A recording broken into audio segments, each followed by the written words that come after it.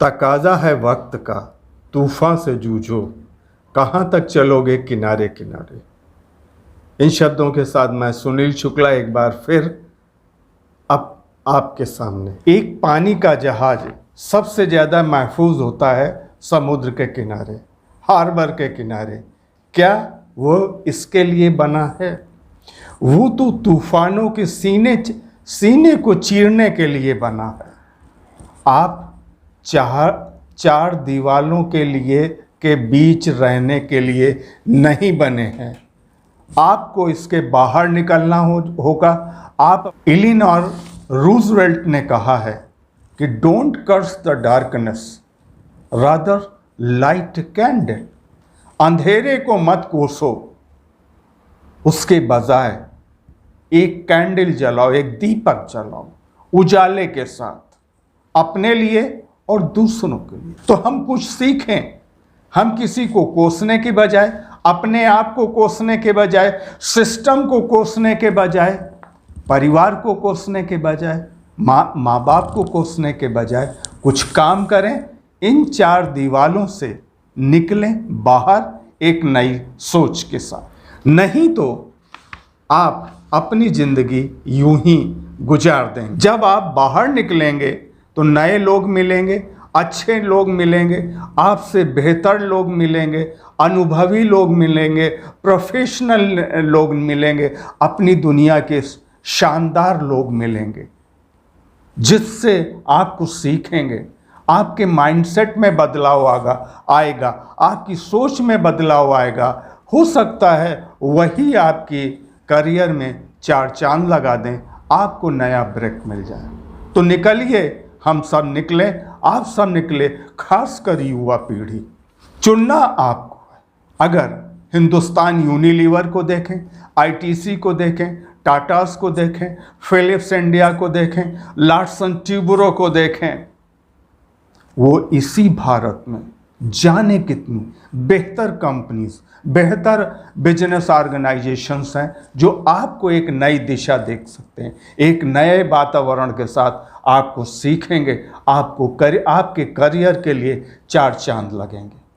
तो एक शुरुआत करें नई सोच के साथ। सबसे पहले आपकी ज़िंदगी में एक टारगेट होना चाहिए, आपकी ज़िंदगी का एक मकसद होना चाहिए।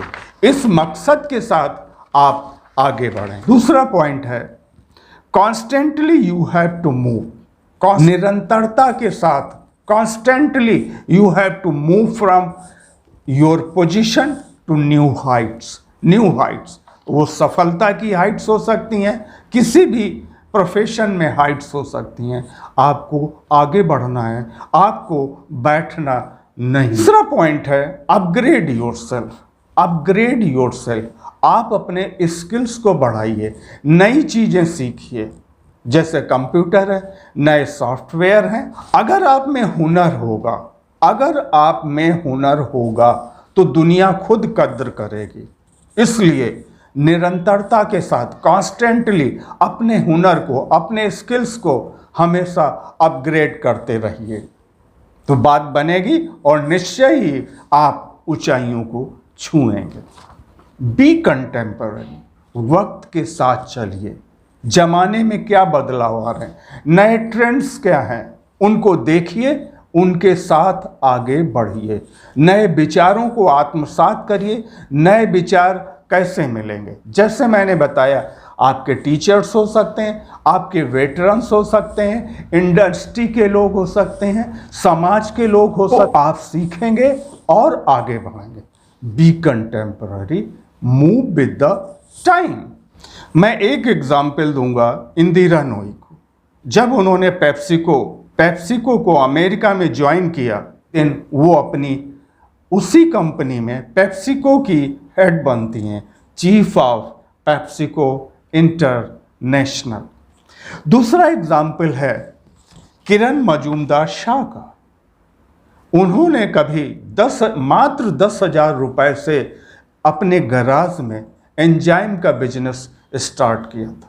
वो ऑस्ट्रेलिया से एमएससी हैं ऑर्गेनिक केमिस्ट्री में। उन्होंने एंजाइम का बिजनेस शुरू किया। आज वो शिखर पर हैं, इंसुलिन के लिए ढेर सारा काम कर रही हैं, वो किसी परिचय के मोहताज नहीं हैं, वो आज की डेट में ओपिनियन मेकर हैं। अपनी हर बात में, चाहे वो राजनीतिक हो, चाहे सामाजिक हो, चाहे पर्यावरण हो, अपना दखल रखती हैं और शक्ति के साथ, दावे के साथ अपना पक्ष रखती हैं। ये बात कम नहीं है।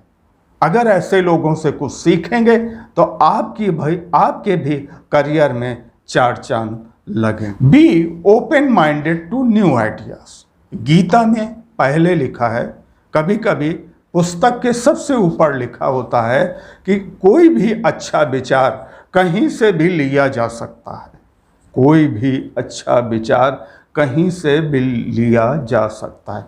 Let any good thought can be taken from anywhere. ये बात हमें ध्यान रखिए, ये बात हमें ध्यान रखनी है, नहीं तो हम बहुत कुछ खो देंगे। कोई ना ऊंचा है, ना कोई नीचा है, न कोई बड़ा है, न कोई कमतर है आपसे। तो आपको नए विचारों को अपने आप में आत्मसात करना है और आने वाले कल के लिए जैसे आप एक मुकम्मल अपने लिए जगह बना सकें। जैसे रतन टाटा एका प्रथम बना रहे थे, सुपर कंप्यूटर बना रहे थे। उसमें एक दो लोगों को छोड़ के सारे यंगस्टर थे। कोई 24 साल का था, कोई 25 साल का, कोई 26 साल का, इसके आसपास। रतन टाटा साहब ने कहा कि are you going to join us for this project and going to Turin Italy. उन बच्चों ने कहा कि व्हाई नॉट इन इंडिया।